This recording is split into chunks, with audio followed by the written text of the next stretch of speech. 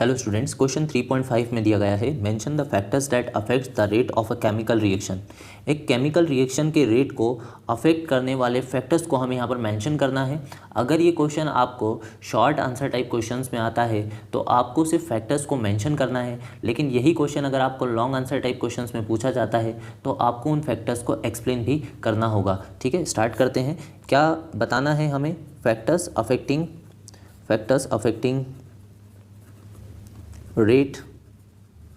rate of a chemical reaction, factors affecting rate of a chemical reaction.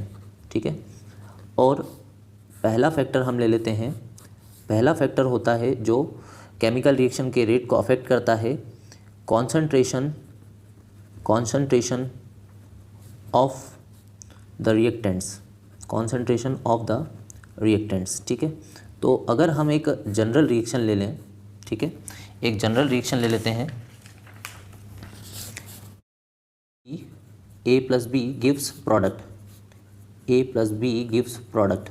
तो क्या होता है इसके लिए? अगर हम रेट लॉ एक्सप्रेशन लिखते हैं तो रेट इक्वल्स टू हम लिखते हैं K और मोलर कॉन्सेंट्रेशन ऑफ A लेते हैं और मोलर कॉन्सेंट्रेशन ऑफ B लेते हैं और इनकी पावर एक्सपेरिमेंटली आती है X और Y। तो क्या हम यहाँ से देख सकते हैं कि जो रेट है वो डायरेक्टली प्रोपोर्शनल है मोलर कॉन्सेंट्रेशन ऑफ A के और मोलर कॉन्सेंट्रेशन ऑफ B के। मतलब ये रिएक्टेंट्स के मोलर कॉन्सेंट्रेशन पे बिल्कुल डिपेंड करता है। जो रेट होता है किसी भी रिएक्शन का वो डायरेक्टली प्रोपोर्शनल होता है मोलर कॉन्सेंट्रेशन ऑफ रिएक्टेंट के। और अगर आप रिएक्टेंट का मोलर कॉन्सेंट्रेशन इंक्रीज़ करते हैं तो रेट ऑफ रिएक्शन भी आपका इंक्रीज़ हो जाता है। ठीक है, तो क्या लिख सकते हैं इस पॉइंट के अंदर या इस फैक्टर के अंदर? The rate of a chemical reaction is directly proportional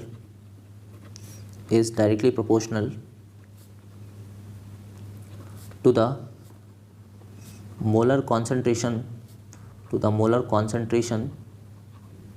of the reactants। इसका ये मतलब हुआ कि अगर हम रिएक्टेंट्स का मोलर कॉन्सेंट्रेशन बढ़ाते हैं तो हमारा रेट ऑफ रिएक्शन भी बढ़ जाता है। और क्यों बढ़ता है थोड़ा सा और अगर आप समझना चाहते हैं तो होता क्या है, जब हम मोलर कॉन्सेंट्रेशन इंक्रीज़ करते हैं तो क्या होता है, जो पार्टिकल्स हमारे रिएक्शन में पार्टिसिपेट करते हैं, जैसे ए और बी के बीच की रिएक्शन हो रही है तो ये हमारे रिएक्टेंट के पार्टिकल्स हैं। ठीक है, पहले हमने इतना कॉन्सेंट्रेशन लिया, लेकिन अब अगर हम इनका कॉन्सेंट्रेशन और इंक्रीज़ करते हैं तो यहाँ पर जो नंबर ऑफ़ पार्टिकल्स होंगे ए और बी के वो बढ़ जाएंगे। और यदि पार्टिकल्स बढ़ते हैं तो क्या होता है, जो कोलिजन होने वाला है इनके बीच में उस कोलिजन की फ्रीक्वेंसी बढ़ जाएगी, या यूँ बोले कोलिजन पर यूनिट टाइम बढ़ जाएगा। 1 सेकंड के अंदर होने वाले कोलिजन्स बढ़ जाएंगे। और जब कोलिजन्स बढ़ेंगे जो हमारा जो प्रोडक्शन रेट है प्रोडक्ट बनने का वो भी बढ़ जाएगा। यानी कि प्रोडक्ट जो है वो हाई रेट से बनेगा, जल्दी बनने लगेगा। क्यों बनेगा जल्दी? क्योंकि कोलिजन रेट बढ़ चुका है। एक यूनिट टाइम में ज़्यादा कोलिजन्स हो रहे हैं और ज़्यादा कोलिजन्स होंगे तो प्रोडक्ट फॉर्मेशन का रेट भी बढ़ जाता है। ठीक है, तो ये सीखा हमने कि कॉन्सेंट्रेशन ऑफ रिएक्टेंट बढ़ाने से रेट ऑफ रिएक्शन भी बढ़ता है। सेकंड पॉइंट पर चलते हैं, टेम्परेचर।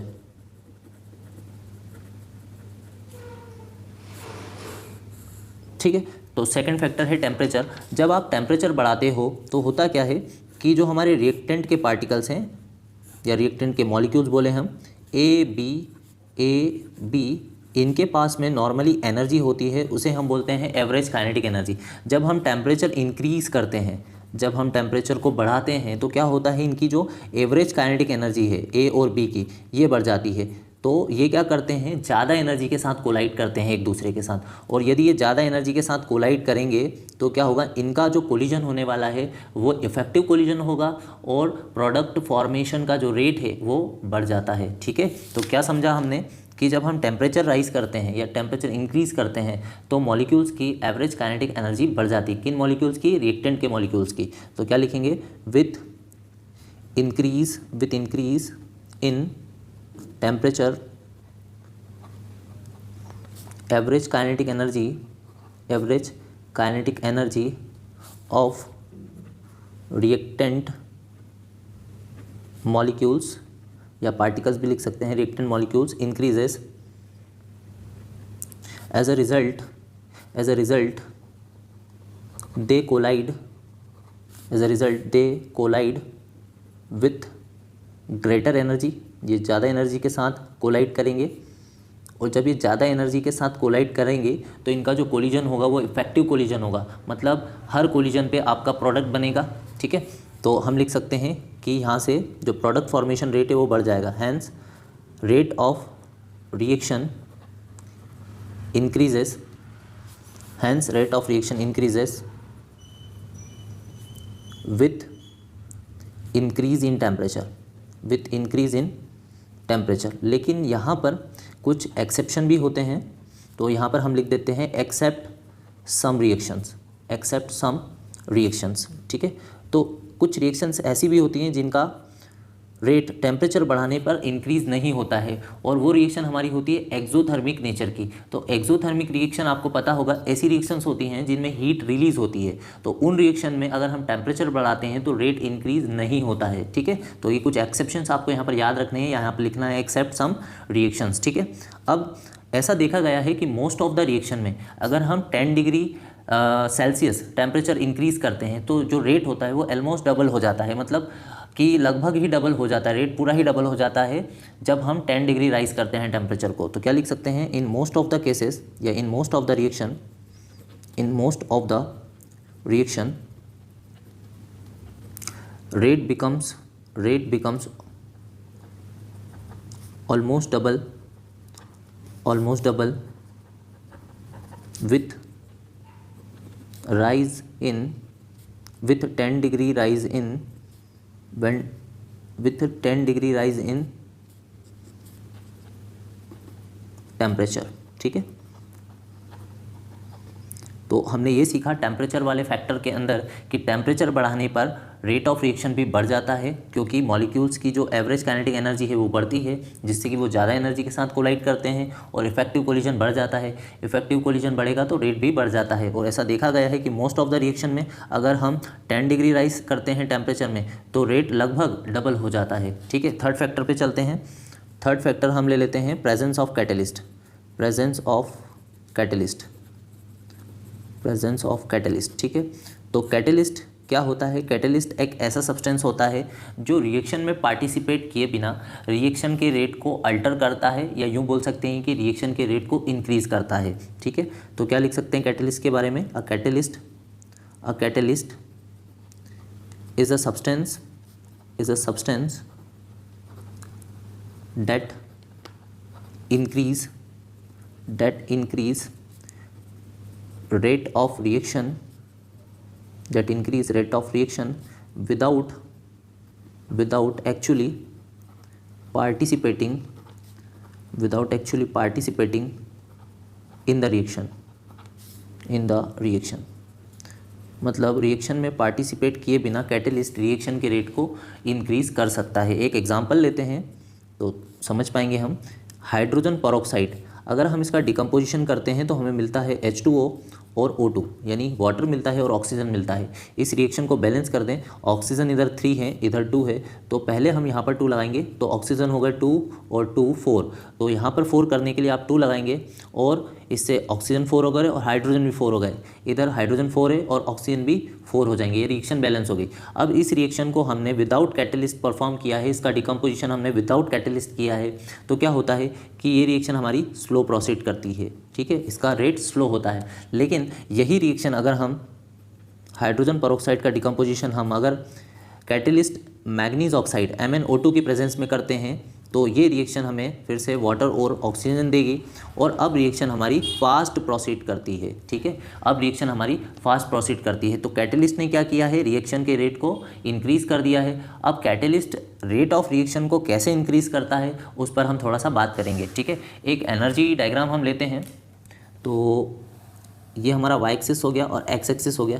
x एक्सिस पर हम ले लेते हैं progress of reaction, progress of reaction मतलब इस तरफ हमारी रिएक्शन आगे बढ़ेगी, प्रोग्रेस ऑफ रिएक्शन, और y एक्सिस पर हम ले लेते हैं एनर्जी, y एक्सिस पर हम ले लेते हैं एनर्जी। ठीक है, तो ये डायग्राम शायद आपने देखा हो। जो नॉर्मली रिएक्टेंट्स के मॉलिक्यूल के पास एनर्जी होती है जिसे कि हम एवरेज काइनेटिक एनर्जी बोलते हैं या एनर्जी ऑफ रिएक्टेंट बोल सकते हैं। तो ये किसकी एनर्जी है? रिएक्टेंट्स के मॉलिक्यूल की एनर्जी है। अब इनको प्रोडक्ट बनाने के लिए इतनी एनर्जी चाहिए होती है, इतना एनर्जी लेवल चाहिए होता है, इसे हम बोलते हैं थ्रेशोल्ड एनर्जी। हम इसे ET से रिप्रेजेंट कर देते हैं, थ्रेशोल्ड एनर्जी। ठीक है, अगर मॉलिक्यूल्स के पास में थ्रेशोल्ड एनर्जी के बराबर एनर्जी आ जाती है तो वो प्रोडक्ट फॉर्मेशन कर लेते हैं। ठीक है, तो अगर हम इन्हें एनर्जी देंगे और अगर इनकी एनर्जी थ्रेशोल्ड एनर्जी के बराबर हो जाती है तो ये प्रोडक्ट फॉर्मेशन कर लेते हैं, ये प्रोडक्ट में चेंज हो जाते हैं। अब ये रिएक्टेंट की एनर्जी है, यहाँ पर रिएक्टेंट की एनर्जी शो की है और यहाँ पर क्या हुआ है? प्रोडक्ट फॉर्मेशन हो चुका है। लेकिन रिएक्टेंट की एनर्जी को हमने बढ़ाया है, इतना बढ़ाया है और ये एक्स्ट्रा एनर्जी हमने सप्लाई की है और ये जो एक्स्ट्रा एनर्जी हम सप्लाई करते हैं इसे हम बोलते हैं एक्टिवेशन एनर्जी। तो हमने इतनी एक्टिवेशन एनर्जी रिएक्टेंट्स के मॉलिक्यूल को दी है। अब कैटलिस्ट क्या करता है? कैटलिस्ट एक अल्टरनेट पाथवे अवेलेबल करवाता है रिएक्टेंट्स के मॉलिक्यूल को और वो अल्टरनेट पाथवे हम यहाँ शो कर रहे हैं, ये ब्लैक लाइन्स है। ठीक है, या ब्लैक कर्व्स है।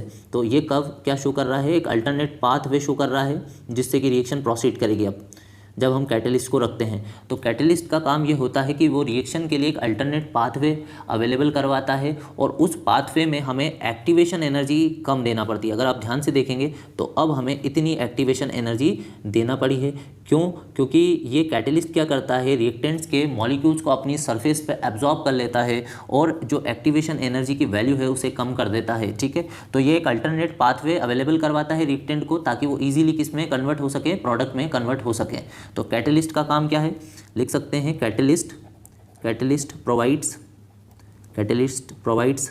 An alternate pathway for the reaction to proceed which is one, वो ऐसा पाथवे होगा which is one that requires less activation energy, जिसमें हमें कम एक्टिवेशन एनर्जी देना पड़ेगी। ठीक है, तो ये फैक्टर भी हमारा कंप्लीट हो जाता है प्रेजेंस ऑफ कैटलिस्ट। हमने इसमें ये समझा कि कैटलिस्ट क्या करता है? रिएक्शन में पार्टिसिपेट किए बिना रिएक्शन के रेट को इंक्रीज़ कर देता है और वो क्या करता है? एक अल्टरनेट पाथवे अवेलेबल करवाता है जिसमें कि हमें कम एक्टिवेशन एनर्जी देना पड़ती है। फोर्थ फैक्टर हम ले लेते हैं जो रिएक्शन के रेट को अफेक्ट करता है। फोर्थ फैक्टर हम ले लेते हैं नेचर ऑफ द रिएक्टेंट। अब रिएक्टेंट के नेचर को हम दो तरह से स्टडी कर सकते हैं। पहला हो जाएगा physical nature of the reactant और एक हम पढ़ेंगे chemical nature of the reactant और दूसरा लेंगे केमिकल नेचर। ठीक है, तो पहले फिजिकल नेचर को डिस्कस कर लें। फिजिकल नेचर में आप ये देखते हैं कि रिएक्टेंट का फिजिकल अपीयरेंस कैसा है। अगर वो पोरस है या यूँ बोले कि अगर आपका रिएक्टेंट छोटे छोटे पार्टिकल्स में है तो क्या होगा? जब पार्टिकल्स छोटे होते हैं, रिएक्टेंट के पार्टिकल्स का साइज़ छोटा होता है तो उससे सरफेस एरिया बढ़ जाता है और जब सरफेस एरिया बढ़ता है तो ज़्यादा सरफेस एरिया एक दूसरे के कॉन्टेक्ट में आता है और ज़्यादा सरफेस एरिया एक दूसरे के कॉन्टेक्ट में आएगा तो जो प्रोडक्ट फॉर्मेशन का रेट है वो बढ़ जाता है। तो हम इसमें क्या लिख सकते हैं कि as the surface area of reactant increases, rate of reaction also increases। इसको हम एक एग्जाम्पल के थ्रू भी समझ सकते हैं। एग्जाम्पल के लिए अगर हम एक बीकर के अंदर एक जिंक लंप डाल देते हैं, यानी एक जिंक का पूरा पीस रख दें और इस पीस के अंदर हम डाल देते हैं, ठीक है, ये जिंक का पूरा एक पीस है Zn का और इस पीस के अंदर हमने एसिड डाल दिया है। ठीक है, और एसिड कौन सा ले लें? H2SO4। ठीक है, H2SO4। तो क्या होगा कि जिंक रिएक्ट करेगा किसके साथ? H2SO4 के साथ। और जिंक होता है मेटल और H2SO4 है एसिड। जब भी मेटल की रिएक्शन एसिड से करते हैं तो हाइड्रोजन गैस रिलीज होती है और सॉल्ट फॉर्मेशन होता है। तो सॉल्ट कौन सा बनेगा? Zn और SO4। मतलब जिंक सल्फेट बन जाएगा और यहाँ से हाइड्रोजन गैस रिलीज हो जाएगी। ठीक है, अब ये रिएक्शन जो है, क्योंकि यहाँ पर हमने जिंक को एज अ लंप लिया है, यानी कि पूरा का पूरा पीस लिया है, तो यहाँ पर जो सरफेस एरिया अवेलेबल हुआ होगा एसिड के लिए वो कम हुआ होगा। लेकिन अगर हम इसी की जगह पर इसी बीकर में जिंक के छोटे छोटे पीसेस ले लें, यानी ग्रैनुलेटेड जिंक ले लें, छोटे छोटे पीसेस जिंक के रख दें यहाँ पर, और अब इसके अंदर हम H2SO4 यानी एसिड को मिलाते हैं, तो क्या होता है कि ये रिएक्शन बहुत फास्ट होने लगती है। ठीक है, अब हमने H2SO4 लिया इसमें, और जिंक कैसा लिया है, ग्रैनुलेटेड लिया है। ठीक है, ग्रैनुलेटेड लिया है, और यहाँ पर हमने लिया था लंप पूरा। ठीक है, अब क्या होगा कि अगर हम जिंक को ग्रैनुलेट लेते हैं, यानी छोटे छोटे पीसेस लेते हैं, दाने लेते हैं उसके, तो क्या बनता है, क्या देखा हमने, H2SO4 से रिएक्ट करके ये बनाता है जिंक सल्फेट ZnSO4, और हाइड्रोजन गैस यहाँ से रिलीज होती है। पर जो ऊपर वाली रिएक्शन है ये स्लो प्रोसीड करती है, और नीचे वाली रिएक्शन हमारी फास्ट प्रोसीड करती है। मतलब इस रिएक्शन का जो रेट है वो फास्ट होता है। क्यों? क्योंकि जो ग्रैनुलेटेड जिंक है उसके अंदर सरफेस एरिया ज़्यादा अवेलेबल हो रहा है, और हमने सीखा है कि जब सरफेस एरिया बढ़ता है रिएक्टेंट का तो रेट ऑफ रिएक्शन भी बढ़ जाता है। तो ये था फिजिकल नेचर। फिजिकल नेचर में हमने ये समझा कि पार्टिकल्स का साइज़ छोटा होगा रिएक्टेंट के, तो रिएक्शन का रेट बढ़ जाता है। नेक्स्ट केमिकल नेचर डिस्कस करते हैं। ये हमारा नेचर ऑफ रिएक्टेंट का second point, chemical nature of the reactant. ठीक है, अब हम इसे एक एग्जांपल के थ्रू समझेंगे। हम नाइट्रिक ऑक्साइड का कंबशन करेंगे, NO का कंबशन।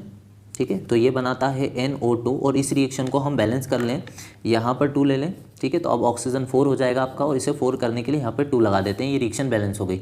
ठीक है, और एक हम कंबशन करेंगे CO का, कार्बन मोनोऑक्साइड का, तो ये कंबशन के बाद बनाता है CO2। ठीक है, और इसको भी बैलेंस करने के लिए यहाँ पर 2 और यहाँ पर 2 लगा लेंगे, तो रिएक्शन बैलेंस हो जाएगी। अब हम क्या देखते हैं कि इन दोनों रिएक्शन में से एक रिएक्शन फास्ट होती है और एक रिएक्शन स्लो होती है। तो कौन सी रिएक्शन फास्ट होती है उसकी बात कर लेते हैं। ये जो ऊपर वाली रिएक्शन है, जब हम नाइट्रिक ऑक्साइड का कंबशन करते हैं, ये वाली रिएक्शन हमारी फास्ट प्रोसीड करती है, इसका रेट फास्ट होता है, यूँ बोलें इसका रेट ज़्यादा होता है, ग्रेटर रेट होता है इसका, और इसका रेट स्लो होता है। क्यों?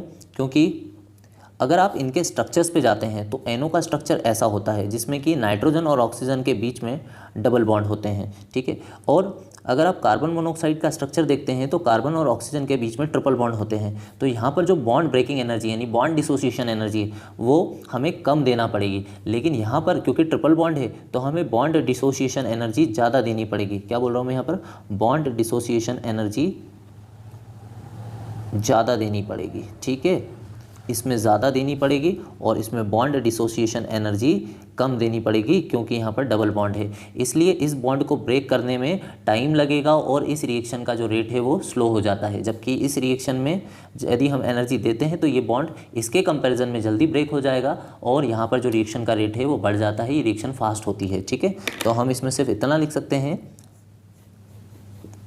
Chemical nature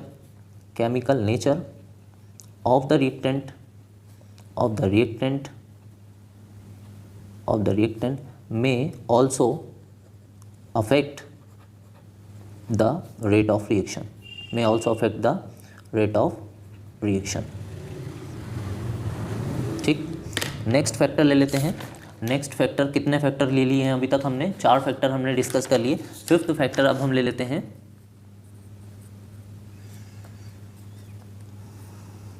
presence of radiation। ठीक, तो यहाँ पर हम कुछ ऐसी रिएक्शंस की बात करेंगे जिनका रेट लाइट एब्जॉर्ब करने से बढ़ जाता है, और ऐसी रिएक्शन को हम बोलते हैं फोटोकेमिकल रिएक्शन। तो क्या बोल सकते हैं, रेट ऑफ सम रिएक्शन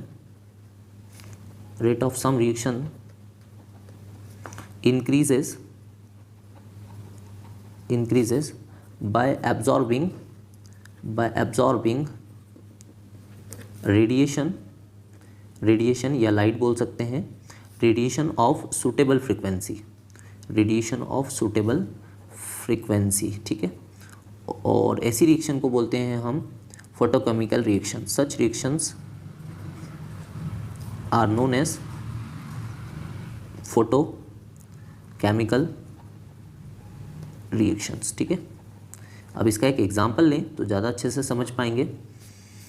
अगर हम हाइड्रोजन गैस की रिएक्शन क्लोरीन गैस से करते हैं तो ये बनाता है HCl। ठीक है, HCl बनाता है, और रिएक्शन को बैलेंस करने के लिए यहाँ पर आप 2 लगा देंगे तो ये बैलेंस हो जाएगी। अगर हम इस रिएक्शन को डार्क में करते हैं यानी अंधेरे में करते हैं तो ये रिएक्शन स्लो प्रोसीड करती है। ठीक है, और इसी रिएक्शन को अगर हम UV लाइट के प्रेजेंस में करवाएं, अल्ट्रावायलेट लाइट की प्रेजेंस में करवाएं, या यूँ बोले सनलाइट की प्रेजेंस में करवाएं, तो इस रिएक्शन का जो रेट है वो बढ़ जाता है, इंक्रीज़ हो जाता है, और ये रिएक्शन फास्ट प्रोसीड करती है। तो क्या किया है, इस रिएक्शन में हमने लाइट को सप्लाई किया है, और लाइट के अंदर होते हैं फोटॉन्स, और इन रिएक्टेंट्स ने क्या किया, फोटॉन्स को एब्जॉर्ब किया है, और जिससे कि इस रिएक्शन का रेट बढ़ गया है। तो ऐसी रिएक्शन को हम क्या बोलते हैं, फोटोकेमिकल रिएक्शन, जिनका रेट लाइट एब्जॉर्ब करने से बढ़ता है। ठीक है, तो कभी कभी ऐसा भी हो जाता है कि रेडिएशन भी रिएक्शन के रेट को बढ़ा देता है। लास्ट पॉइंट हम ले लेते हैं प्रेशर। प्रेशर लेकिन कब हमें कंसिडर करना होता है ये वाला फैक्टर, जब हम गैसियस रिएक्शन की बात करते हैं। तो जैसा हमने समझा कि अगर हम पहले पॉइंट में हमने समझा था कि कॉन्सेंट्रेशन बढ़ाएं रिएक्टेंट का तो रेट ऑफ रिएक्शन बढ़ता है। इसी तरह से अगर हमारी गैसियस रिएक्शन है और अगर हम प्रेशर बढ़ाएंगे तो रिएक्शन का रेट बढ़ जाएगा, क्योंकि प्रेशर बढ़ाने का क्या मतलब है कि हमने गैस के पार्टिकल्स बढ़ा दिए। यहाँ पर जो गैस के पार्टिकल्स है अगर वो बढ़ेंगे इसका मतलब प्रेशर बढ़ा रहे हैं, और अगर प्रेशर बढ़ेगा तो जो इनके बीच में कोलिजन होने वाला है उस कोलिजन का रेट भी बढ़ जाएगा, यानी कोलिजन फ्रिक्वेंसी बढ़ जाएगी। एक यूनिट टाइम में ज़्यादा कोलिजन्स होंगे, और ज़्यादा कोलिजन्स होंगे तो प्रोडक्ट फॉर्मेशन का रेट भी बढ़ जाता है। यानी in gaseous reaction on increasing pressure rate of reaction increase।